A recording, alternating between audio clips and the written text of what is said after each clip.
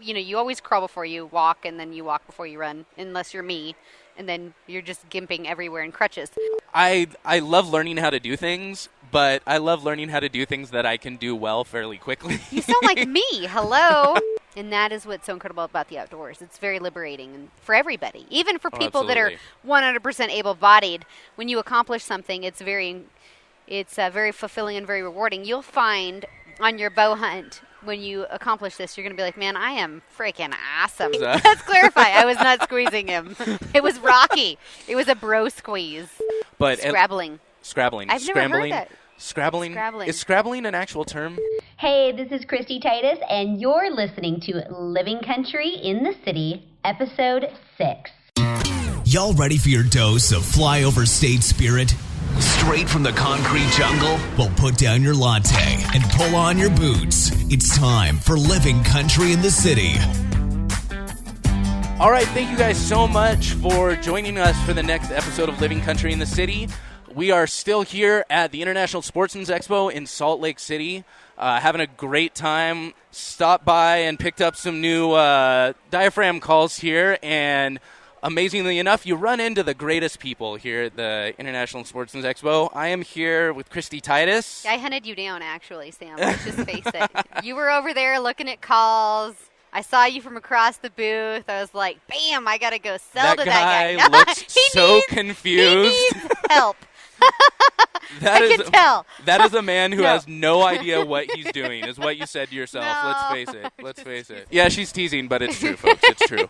I'm so impressed that you're here, though. Let's just be honest. Like, that's pretty incredible. Like, coming from an urban environment, it is so important for the future of shooting sports and hunting and our outdoor tradition that people that come from an urban jungle, if you will, get outside and explore wild places and immerse themselves in this culture, because it's completely crazy. Like, you're blowing elk calls and learning and super enthusiastic about it, and like, there's nothing better than that. That's awesome. It's a lot of fun, and that's my motto. Is I like to say I'm bringing flyover state spirit to the concrete jungle. Ooh, so I love that. Yeah, those coastals. Yeah, are you a Dana Lash fan? Have you read her book, Flyover Nation? I have not. I will have to put that one on the show notes page and remember to check it out. You should read it. It's a good read. But we are here. I was making some. I've been walking around the expo with my diaphragm call in, scaring people mostly. Just in the hotel. They're it's walking your around. Undisclosed location in Salt Lake City. Well, really, I'm walking around, and even here, I'll walk by some of the other booths, and I'll kind of squeak out what vaguely resembles a call, and you'll see them looking around, and they'll look like under their booth, and then they'll look at me, and they'll be like, "Do you have something in your backpack?" And I just kind of grin. I let another one off, and they're like, "Oh my gosh, I've been looking around for like 5 minutes trying to figure out what piece of machinery or what stand we have that's squeaking right now." And you're like, "No, it's me using my elk call. I'm working on it." Yeah. It's I'm starting with that's my calf call. I'm calling it, and then.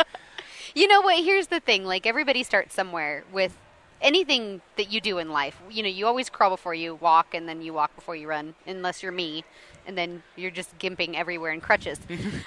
What you can't see is she's sitting here with the bionic leg going on right now. Full-on bionic leg, and crutches. It's pretty impressive. But what I'm impressed by you is you're trying. And so, like Rocky is the founder of Rocky Mountain Hunting Calls, which is also known as Bugle and Bull Game Calls. He is the inventor of the pallet plate diaphragm call. And he and I are coming out with a series that'll be on my digital channel this year, Pursue the Wild, on YouTube and also on elknetwork.com. Of how-tos. So like you were going through with Rocky in the booth, how to make your first sound, how to just get that diaphragm to give you an octave before, it's like playing an instrument, right? You're trying to learn how to control airflow, tongue pressure, all of these components to get it to sound like an elk. So you're doing a good job. You're on your way. So your little squeak is the beginning of that calf call. Well, and it's one of those things. I've never been the kind of person that's good at taking steps to get to something. You just want to get there. I just want to be. I mean, I feel like everyone's like that to some extent, but I'm really bad. I love learning how to do things, but I love learning how to do things that I can do well fairly quickly. You sound like me. Hello. Yeah, So- we are cut from the same cloth. it's been a bit of a struggle, but it's fun coming over and being at a place like this where everyone is honestly so excited to help you out. Mm-hmm. Even if you're not looking to buy something or whatever, somebody's like, "Oh, you don't know? Okay, here, let me show you this. I got squeezed in the stomach to get some stuff demonstrated." Not by That me. was, Let's clarify. I was not squeezing him. It was Rocky. It was a bro squeeze. Bro squeeze. Bro squeeze trademarked now. It is trademarked now. That's like country squeeze. Country squeeze. It's an official elk call teaching technique. Apparently, Apparently. yeah. It is a technique now. I'm At going to least, use yeah. that in the future. At least it is now. But it actually did. It was effective because it made me realize. It made me realize a lot of what I'm doing is I'm sitting there and playing with the diaphragm in your mouth and not coming from your stomach and in my mouth, and I know I can add or release pressure from the latex with my tongue, but I was not using my diaphragm whatsoever, and it was all coming straight from my chest and my throat, and so it was that all of a sudden I'm like, okay, a lot more things are clicking now with how it works and how you control, and honestly, just when you watch other people bugle, you see their diaphragms like pumping like crazy, but it's a guttural sound. Yeah. Literally. Yeah. Yeah. You And need- elk do it too when they're bugling. You watch a bull tip his head back and he bugles. yeah. His stomach and all other parts are usually moving around, and it's a guttural sound for sure. It's one of those things. I remember the first time somebody showed me a video of a bull elk just letting loose a huge bugle. I can't even imagine. I'm going on my first elk hunt this September. Where are you going? What state? It's looking like Idaho. I'm still holding out for those Arizona draw odds. My like 0.001% 1%. chance. Yeah, hold your breath a little longer. You know, hey, It's all good. Idaho's a great state. I'm not giving anything up, but on the off You're chance, going to want to move from LA to Idaho. I have a feeling. well, I mean, between you and me and absolutely everyone listening, that's always been a bit of a desire. I've been fighting between Montana and Idaho for where I've always wanted to live, but I got a lot of friends out in Idaho, in Boise and up in Coeur d'Alene, and so it's as far as for a decent distance out of state hunt, that's a good place for me to go because I've got some little home spots I can go and That's people I can awesome. visit. Are all the you time. rifle hunting or bow hunting? I am bow hunting. I'm determined to make it as difficult on myself as possible. It's perfect. I think I might actually tie one hand behind my back too while I'm Yeah, at it, well, you so. don't need an arm. It's fine. I have no legs, so you're fine. I mean, it's all There we a go. luxury. If people learn to shoot without an arm, so you'd be Well, fine. I mean, honestly, and I did just get a chance to talk to the guys over at Operation Pay It Forward. They were telling me some great stories about a lot of these guys that go on these hunts, and they were talking about a triple amputee who Absolutely. bow hunts, and he pulls his bow back with his teeth. And I mean, that's not one of the most bad things I've ever heard. I mean, come on. The outdoors But- is very healing, and what it does is there's a saying, adapt, improvise, overcome. And when urban America is made to make everybody comfortable and feel good, right? You have wheelchair ramps, you have safety handles, you have everything is safe and controlled as much as possible. And you get in the wild, and you don't have all that, right? So you have to adapt, improvise, overcome. And people not only discover ability, they rediscover ability that they maybe perhaps once thought was lost. And so it becomes not only physically healing, but mentally healing as well. And that is what's so incredible about the outdoors. It's very liberating and for everybody, even for people that are 100% able-bodied. When you accomplish something, it's very fulfilling and very rewarding. You'll find on your bow hunt, when you accomplish this, you're going to be like, man, I am freaking awesome. I just did that. Well, I mean, if we're being completely honest, I already think that of myself anyway, because I'm so humble. Have it here, folks. The humble words of Sam. Yeah, pretty much. That's one thing that has never been said before. But no, I get a lot of people that come to me and they're like, "Oh, how long are you going?" Thinking, I'm just gonna be like, "Oh yeah, just a weekend." No, I'm going out. 8 days. Maybe a day and a half worth of driving, and they look at me like I'm absolutely insane. And these aren't even just people.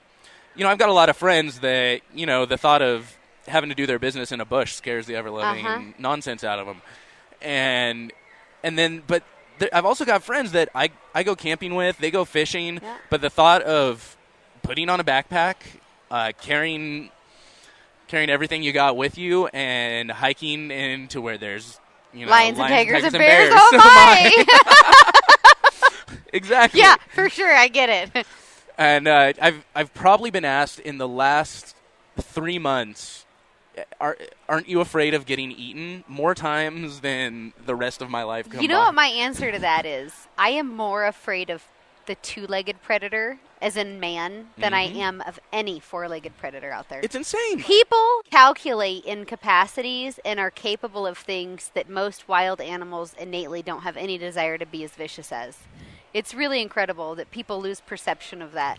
Well, you're talking to a guy who lives in the middle of Los Angeles. Exactly. I have seen more than I care to think about, but I've been, anyone that knows me, they know how many times I've been hit by cars.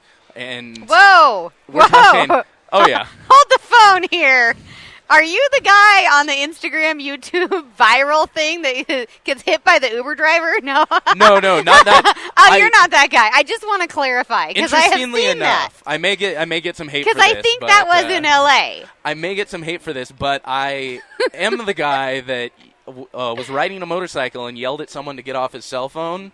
And the guy then chased me down and rammed me with his car. Oh, man. So I think that's got about 2.8 million. So he's part cat as well because he's got 9 lives. Oh man, I'm working on my own bionic body. I asked for the metal skeleton, and they just put a couple. I don't of encourage rods it. in my I'm going to foot. tell you, I got the bionic leg. It's not that great. Yeah, I did. I've got the foot. I think I fractured my shoulder, cracked ribs. I've got a pretty nice scar up my back from. So you're going to be so safe in the woods. I'm like, this is so much safer for me. So soundly under the blanket of freedom that we have in this country, and knowing that you're not going to get hit by a car. You're fine. There's a lot less bears in the woods of Idaho than there are people likely to run me over with their car. I agree. Crossing the street in LA, and this isn't even just. I'm just a magnet for bumpers. Like, I don't even have to be on my old motorcycle. Jeez. And we're sitting right now as we speak behind a Jeep right now. I'm not as worried about the back bumper. It's the front bumper that I always have trouble with. That's the one that tends to get you me every into time. trouble. Right. Yeah, no, I had someone I was out running with my dog, and somebody just decided to roll through a right turn without looking, and I turned. I was wearing my boots, and I just plant my boot right in their grill, and they nearly ran over my dog. Yeah. And oh man. So the moral of the story is your boot is going to stop a bear much more likely than a car. True. And you know what? The bear spray is really not going to work on the car windshield. No, it's Something not. tells me. But I really firmly believe you are safer in the wilderness, quote unquote, than you are in the wilds of LA. I mean, I get much more nervous about that. So people, I mean, what are some of the things other than people think you're crazy? I mean, because you're going out for 8 days in the woods. And of course, we're all, drinking beer, Bubba hunters, right? Oh, of course, sure, of course. I am of course wearing my. Well, I say this tongue in cheek because I do have one. But I am wearing my sleeveless button up right now with my nice rack hat on. That's right. But no. You drank a 6-pack before you walked in here this morning. Are you kidding me? We got a 12-pack in front of us right now. That's right. That's what's happening. So that's a horrible misconception that hunters have. And what's really cool, I think, in the hunting movement now as a cultural, especially our age demographic, is that hunters are really being known now as athletes. And that movement has really taken hold. I work with a company called Wilderness Athlete, and our entire goal is whole body health all the time. Mind, body, soul, health, workout, condition. There's nothing more important than taking care of the human frame, and I can attest to that in my current situation. and hunters really are athletes, and especially when you get to Idaho, and you're smacking up and down 7K altitude, and you got 40 pounds on your back or more. Yep. You're gonna be like, wow, this is a crusher. One of the benefits of living where I do is I'm right on Hollywood and Vine. And I've got the Hollywood Hills right I behind already me. knew that, actually, because Insta-stalked. There no, we go. I'm teasing. Joking. So much of I swear I'm the easiest person to stalk online. I figure it all comes out anyway, so I just make it all You just public. tell everybody. But I'm right in the middle of Hollywood, and so I've got the Hollywood Hills right behind me, and there's a lot of really steep inclines up there. And, of course, it's not ever going to be the same as running at altitude and scrabbling over rocks and through brush. But Scrabbling. Scrabbling. I've never heard that. Scrabbling. Scrabbling. Is scrabbling an actual term? I don't know, but I really like it. I'm gonna use that now. We just made up our new word. It seems appropriate It's with really rocks. important, I think. I don't Yeah. know. But scrabbling up over rocks, it's but at least I'll throw on my pack, and I like to actually pack it versus sometimes if I'm feeling lazy, I'll just throw some weights in, but I like actually packing it because it gives me Sandbags that are nice. feel. Ooh, I should try that. I didn't think about Build that. your own sandbag. Sand is cheap where you're at, right? You go to the beach or Home Depot and get a bag of sand. But sandbags are great because it's straight dead weight and it's soft. It's not going to beat you up. Your weight I feel like going to beat it up your expands dead. to fill the pack a bit more, and it probably balances The a lot more. distribution, you can set your load lifter straps on your pack and readjust your weight to your hips and get your waist belt tight and all those nice components. That's the other new skill I'm learning is your backpack shouldn't drag your shoulders down. Well, my backpack has more straps than a straight jacket. Yeah. And I've picked up a couple of used packs that I'm trying different packs and I'm experimenting with stuff, and I'm still 90% sure. I gotta get someone to give me the rundown on exactly how to set this up. So you need to talk to Aaron Schneider. He designs packs for a company called Kafaru.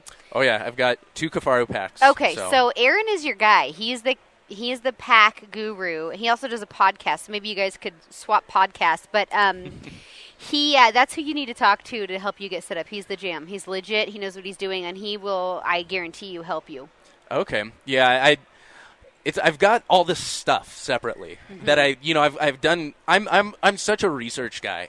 I will, I've got my subscription to Elk 101. I've got Ranella's books that I'm reading. I'm dude is a stud. Every website. I love that that's on Netflix now. But I got so excited because I watched it. I've watched the show. I listened to the podcast, and then I saw it on Netflix, and I'm like, well, I guess I'm binge watching this. But it's so exciting to see him making it super accessible, and he introduces people to stuff in such an accessible way that he sits and he talks about. He does a whole show about grinding meat and how oh, this is super lean, so you need to mix this in, and it's a cooking show. And then the next one, suddenly they're in Alaska hunting moose. It's all of a sudden, people realize, okay, once again, like you said, the 2 Bubbas sitting there. That's cool. I have a digital TV series I'm starting that'll be on my YouTube channel. It's just YouTube username Pursue the Wild, or you can find me under Kristy Titus, or it's on Elk Network. And we'll have I'll post up the show notes page to for this, and we'll have all of the links, all of the social media goodness, all of that good stuff. You can find it. I'll announce the show notes page at the end of the podcast. So the cool thing about what I'm doing is a lifestyle, and I'm showing hunts, I'm showing shooting sports events, so we're going to get out to the gun range and get some tannerite out and blow up some stuff. But that's the most fun. In a completely practical sense. I mean, it's badass. However, when you're hunting and you're breathless and you need to learn how to build a shooting position under a breathless stressor or a time constraint, the deer's going to head into the timber. You can train for that, right? So we're going to show that on my series. I'm going to have a ton of tips, a ton of tactics. Rocky and I are filming the elk calling tips and tactics together. We're going to do some turkey calling stuff. I'm going to have shooting sports tips and tactics. It's going to be a plethora of information. In fact, there's about 80 tips a year I'm scheduled to produce right now.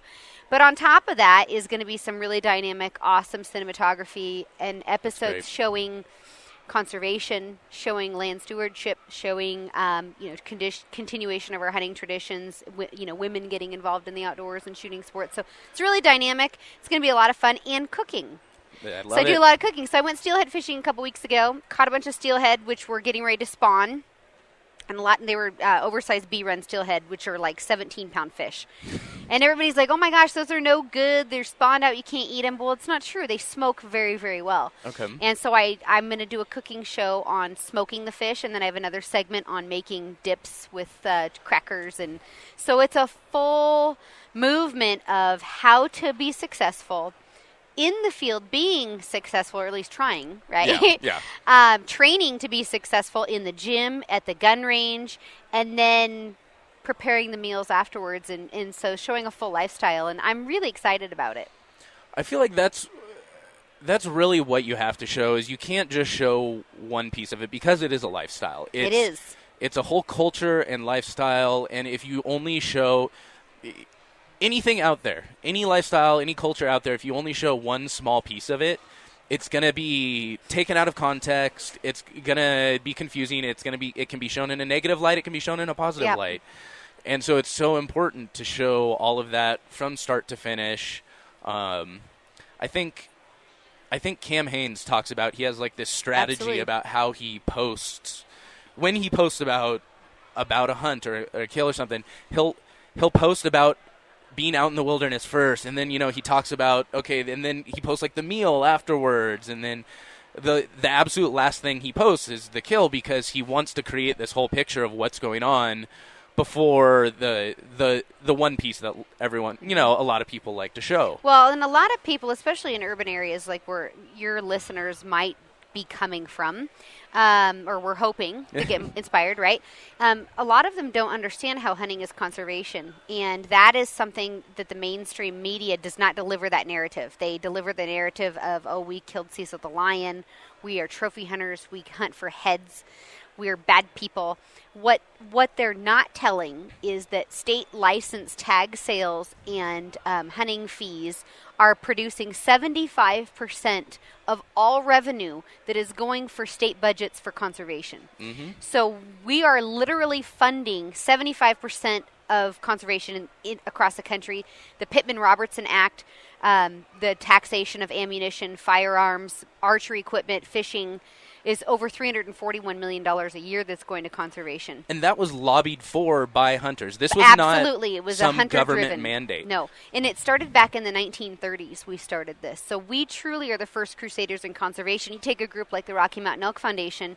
We have over 220,000 members, 10,000 on-the-ground volunteers, 500 chapters. And this small group of people, we have conserved or enhanced over 7 million acres, and we have opened access to people to enjoy public lands on over 1 million acres. So when antis come at me, or people start saying to me, well, you're horrible, you kill a deer, you killed a turkey, you killed this, you killed that. Well, not only can I go back to you and say, okay, well, nothing is wasted here. We're consumers. We consume meat.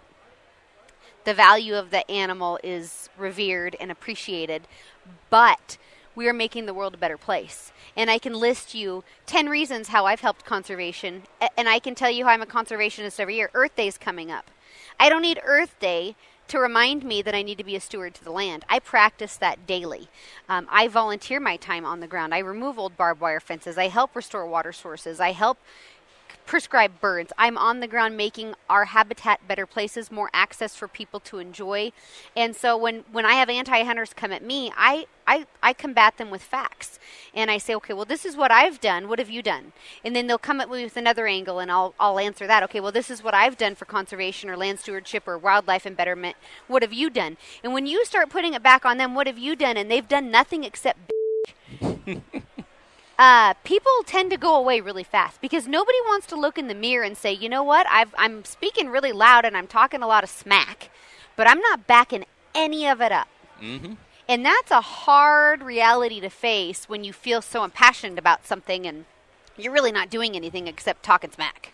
Well, I mean, and it's an emotional subject. I will not deny it's an emotional subject, but when that's all you have, and don't get me wrong, I love my dogs, I love my pets, and you can attest, we love the outdoors. Mm-hmm. We love these animals. We feel this huge connection with them, and it's that weird kind of almost contradiction that we have. But I love elk so much. Most of the time when I hunt, I'll get teary after I take an animal's life. Like, I appreciate what they've given me. I mean, it's a very profound moment, but it's also very beautiful too because of what you've done with that animal's life, right? It's not something that's wasted. It's not something that's disrespected. And again, it goes back to a lot of people have this Bubba mentality, and once you educate them how, we're not really like that, it's life changing for people. It's life changing for kids in urban cities to learn where meat comes from. They think it comes from the grocery store in this really pretty white styrofoam package with a little diaper in the bottom that absorbs the blood, because heaven forbid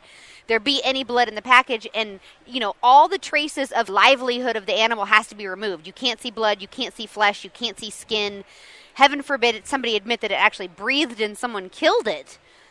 All of that's removed, and kids don't even understand where meat comes from. You show them a picture of a pig, and then you talk about bacon, and there's no association of the two. None whatsoever. None. And so I think, hunters really, if people want to learn more about hunting as conservation, how we are creating this entire movement and have been since, like I said, the 1930s, go on rmef.org and check out the Hunting as Conservation campaign and see really what hunters are doing. It's an incredible movement. And kids need to know that the meat in the grocery store, something dies for that. Yep. And someone's killing it for you. I just am okay with killing my own animal. And you know what? Because I love it and I appreciate it. I hunt it.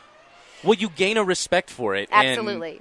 And if we're being completely honest here, I think obesity would probably go down significantly if everyone had to go out and hunt animals. Work for their own meat. I know, right? Not only would we be having much more lean meat, we'd have a healthier you'd be working population. For it. You wouldn't be eating so much, and it's you do gain that respect and the effort that goes into it. You have this animal that has lived a life out in the wild, and it's out there versus a cow which has been raised in a pen.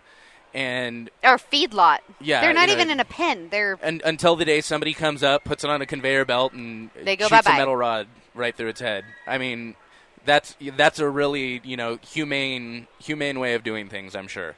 But I guess it's one of those things where they say if you want to convince someone of a point, you really have to immerse them, but you also have to understand their point of view. And I guess that's my difficulty is I just can't see it. I cannot understand this hatred of people that go out and hunt. And they like to style themselves as the most altruistic and loving and forgiving and caring people, when they're the first ones that'll send death threats to your family because you posted a picture of a cat. Absolutely.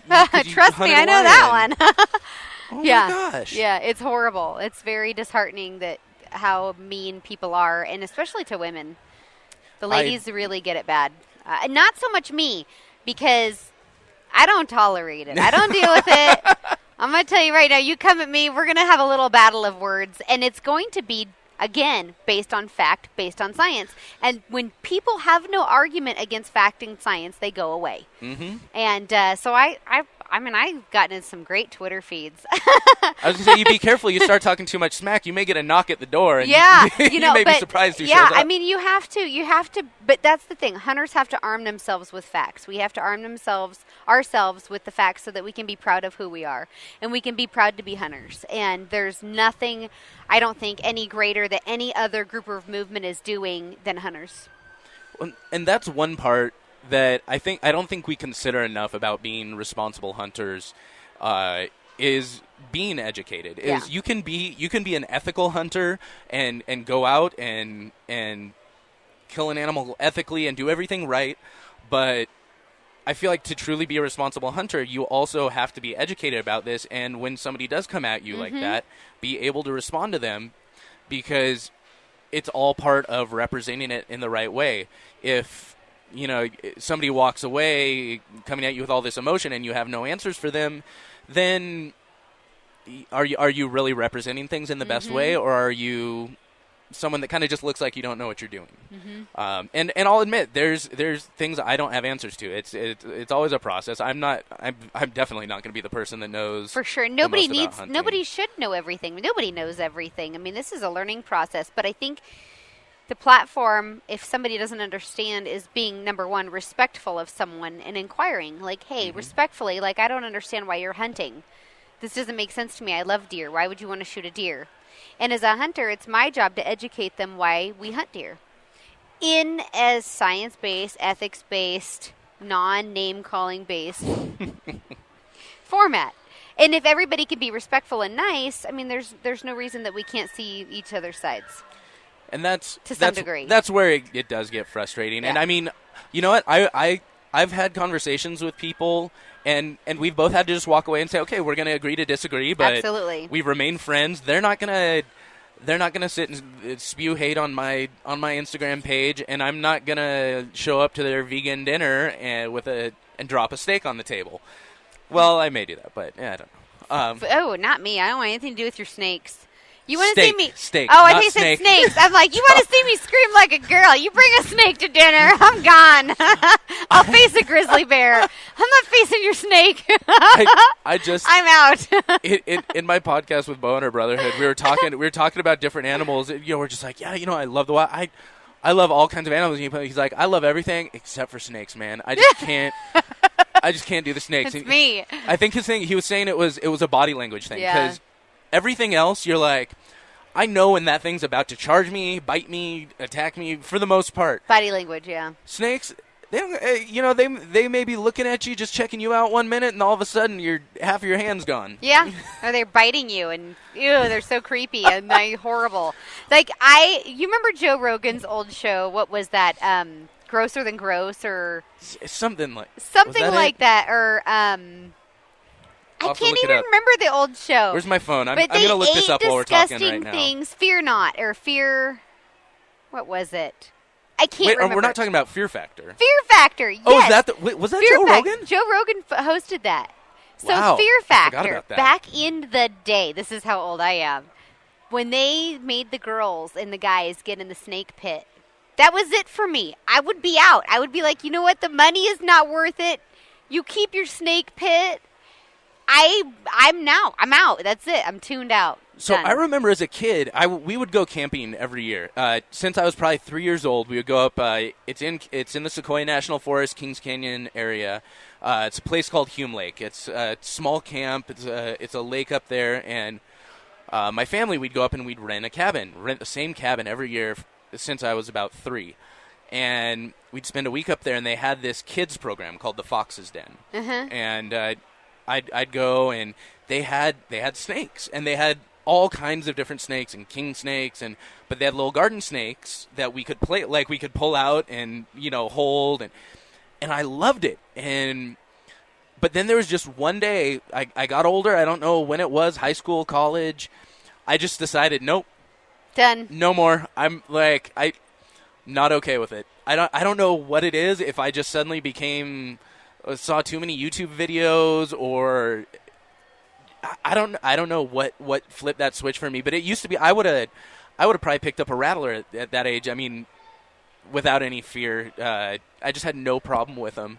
But then I love something frogs. flipped that switch. I'm cool with frogs. I'm like, but the snakes, man, it's not even like most people are like, oh, it's the texture. You don't like the texture. I'm like, no, I'm cool with frogs. Snakes don't have I mean, they're scaly, but they're not like slimy or No, anything. they're It's not slimy. They're just creepy and a weird, creepy snake. Ooh. Oh man. I don't even know how we got on that. I thought you said snakes. Yeah, that was snakes. dropping a snake on a vegan's table. Yeah. That's a very old idiom. Yep. He really dropped the snake on the vegan's table. We're making this up as we go along. That's usually how I live life. It's great. I love it. On that note, let's hear a quick word about one of my partners. Hey y'all, if you're like me, a new elk hunter really trying to up your game and get into backcountry big game hunting, or if you're an experienced hunter trying to fill tags more consistently, you really need to check out elk101.com's University of Elk Hunting online course. If you're looking for a central resource to really take you all the way from start to finish when it comes to big game hunting, this is it. Corey Jacobson is a world champion elk caller and one of the definitive experts when it comes to elk hunting. And in this online course, he shares over 30 years of his elk hunting experience, strategies, and tips. All of this is broken down into easy-to-digest modules and packed full of great video content as well. This will provide you with all of the resources you need to be a confident elk hunter, regardless of your past experience. What's even better is you can get $20 off the University of Elk Hunting online course by visiting livingcountryinthecity.com/partners. That's livingcountryinthecity.com/partners. So what are your plans from here? Where are you off to now? What's your next crazy adventure? Really, it's well, I work for a music festival company, so right now my next, I don't know if it's a crazy adventure, but month of April is our busy season, so I move out to the desert near Palm Springs in Indio, California for about a month to sit and go to music festivals, and our company basically sets up an entire city. Sounds like Woodstock. We do we do Coachella and Stagecoach. Those are our two biggest festivals, or a couple of the biggest festivals. Awesome. And we have a really good time out there. So there's that. But I usually take, because we're out in the desert, I'll usually take my gear out. I'll take the guns out. Yeah. I'll take the bow. In between the weeks, I'm going to hopefully find some downtime where I can pack the bag and just hike out and put the gear through a real test. Just see how far I can carry it. Start just shedding stuff when I don't need it. Well, a guy built like you're going to do really well packing weight. Wiry guys do a really good job in the mountains. Like they are I'm working on it. A lot tougher than like I went on a sheep hunt one year, and this guy was like 130 pounds. He was smaller than me, and he crushed it. Big dudes were dying, and he's like, "Bloop, bloop, bloop, bloop." Well, we got so much less to carry. Yeah, you know? exactly. So your frame can hold so much more, and it's incredible what you'll accomplish. So I've got an NRA. I do NRA tips and tactics. So if you're looking for some rifle tips for entry-level rifle shooting tips, rifle fit, eye relief, proper length of pull, setting positional shooting in the field, how to do a follow-up shot when you're in a hunting situation, I just released a brand new series of tips and tactics on NRATV.com. You can look under my instructor name, or if you go on my social media, like I've got some links up to it now. But check those out, man. Like those might help prepare you in the field, especially this year. All of my tips are like hunting centered. Okay. So if you're hunting with somebody and they're getting ready to break a shot on a deer, what do you need to be doing if you're the observer? How do you work in a shooter-observer pair and in a hunting situation? And they're pretty interesting. So it might, maybe before you go on your hunt, check those out. I definitely will. And so, because this is my podcast, however much I want to get information out to everyone else, I also want to be a little bit selfish, and it's my excuse to sit down and steal you for a minute and ask for tips. So I am going on, it's most likely going to be Idaho. Archery hunt, DIY style hunt, any, just off the top of your heads. I know there's probably a ton of stuff, but any tips for me for my first hunt? So my biggest thing with elk hunting, and I've hunted elk, is like I live to hunt elk. If you hear an elk bugle, the first thing you want to do is get the wind in your favor. Which, I mean, has anybody explained how that works, right? With the wind and the thermals. Yep. So in the morning, the air is cooler, so the wind is going to be, or the air is going to be heavy, so it's going to be going down the hill. As that air heats up, which is called a shift in thermals. Sometimes that happens at 7 in the morning, 6 in the morning. Sometimes it happens at 10 in the morning. You got to watch that, and they'll start going up the hill. So depending on where you want to hunt, you have to time it for the time of day, right? So if there's a draw or drainage you want to get down into, and you want to get down in the morning, you don't want to drop in from the top of that. You want to hit one drainage over left or right or whatever and work around to the bottom and get below and work up, or wait for the wind to change before you drop in. So my thing is with elk hunting is if I get an elk to talk to me, like if I have a bull bugle, a lot of people want to bugle back and call it in. And I'm not saying you shouldn't call in elk. Calling in elk is great. But we're hunters. And if I give away my advantage of him knowing where I'm at, I lose an advantage, right? Mm-hmm. So if I have a bull call and it's in the morning and the wind's going down and he's below me, I know that I either want to hang there and wait for the wind to change or try to figure out a way to get around him and below him and then come up to him. And I always want to do that. I mean, you don't know where they're moving to. It's hard to keep track of them. A lot of people just want to try to keep them talking. But less is more. Be stealthy. Use the wind. Use your sneaking ability. Be quiet. Listen. You know, like most people get in such a hurry to get in the woods. They want to get somewhere. They want to go hunting. That they blow through a bunch of terrain. They blow by a bunch of sign. They blow through a bunch of opportunities, and they spook elk. They spook game that they're going so fast to get somewhere that they run right through where they should be not running through. So listening, like when I was younger, I used to get so mad my dad would take naps, and I'd be like, oh my gosh, we should be hunting, la, la, la.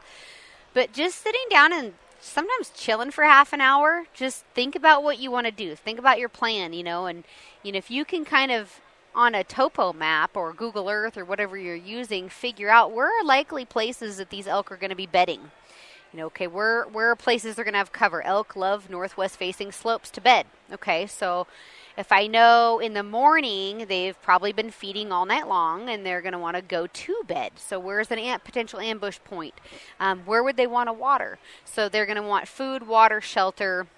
Those are kind of the 3 basic needs that they have. And during archery season, the 4th would be breeding. So those are the things you want to look at. So when you're looking at a map, you want to look for northwest facing slopes. That's where those bulls are going to want to bed. They're going to look for benches 3/4 of the way up a hill. That's where they like to be. If you can find those benchy areas, a lot of times you'll find elk on them. Figure out where those south-facing slopes, where are the elk feeding, what are they eating, where is their food source, where is their water. Once you can figure that out on your map, then you can say, okay, well, I've got food here, I've got water here, and I've got a great timber pocket here for them to bed and have safety and shade during the day. So in the morning, if they're going to bed, I might be able to find and cut them off here. Or if I know in the afternoon they're maybe coming down to water because it's been 80 degrees, I can set up a tree stand on some water and potentially ambush them here. And so game trails are going to tell you how their patterns of movement are going, looking for fresh sign. And a lot of sign, people are looking for all these tracks.